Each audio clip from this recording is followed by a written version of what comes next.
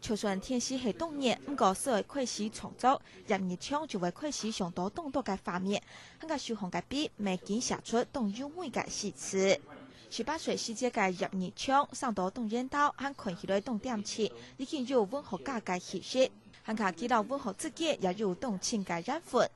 系农家字体做过国小线上嘅技讲，平常时出的教书还有讲种之外，其他嘅事件全部都系拿来做温和创作，也得过冻多嘅奖。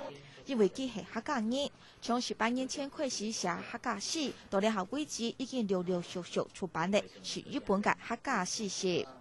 来创作客家文化，比较2000社会嘅些呢，很卡精彩，很卡有趣味，很卡有得到一种方向产生了力量。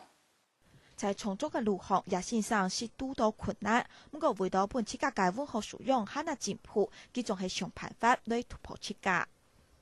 我东西好差嘅时阵呢，问人嘅态度，问人嘅乡亲，种种嘅困难呢，也在我嘅写作当中呢来克服嘅。最近吉祥嘅老诗词、老音乐书法结合，为到本客家文学做得向下登记，能把佢希望创作出客家儿童绘本。有关人嘅言语，从言语嘅东西嘅进行，按好嘅言语来发挥一个到文学呢，四个呢来结合起来，将来写一本呢。画绘本、绘本法本，希望呢，将来小朋友也可以看，家长也可以看，用文学嘅教育、诗词嘅教育来打入人心，打入小朋友嘅生活地图。安样学习真呢，可能会比较多才多姿。退休過後嘅日槍生活顛倒合摸下，出得創作未曾學搞自土沙灘，甚至許多老外來搞小輕人創作。萬乃為係講人，大部分事件都係在文學創作，所以佢得到今年嘅客家貢獻獎。文學可以溫暖人心，文學呢可以體現人哋生活嘅內涵。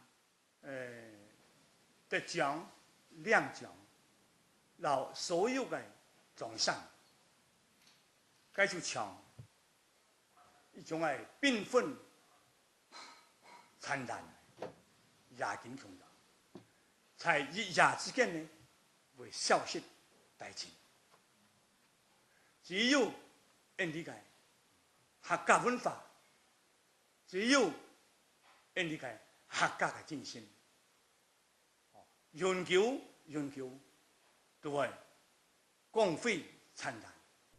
國內有眾多嘅學校都係用佢嘅詩集來做鄉土教材，你下潮連廈門也有佢嘅作品。最近有一本詩歌集《老闆人》，韓本翻譯作日文，在日本推廣。寫嚟眾多本書嘅佢講，文學創作係佢貴姓人嘅職業，希望做得跳過佢嘅筆，唔單止發揚客家文化。同時間，未做得老台灣嘅獎推廣到國際上。客家新聞中國縣花蓮報道。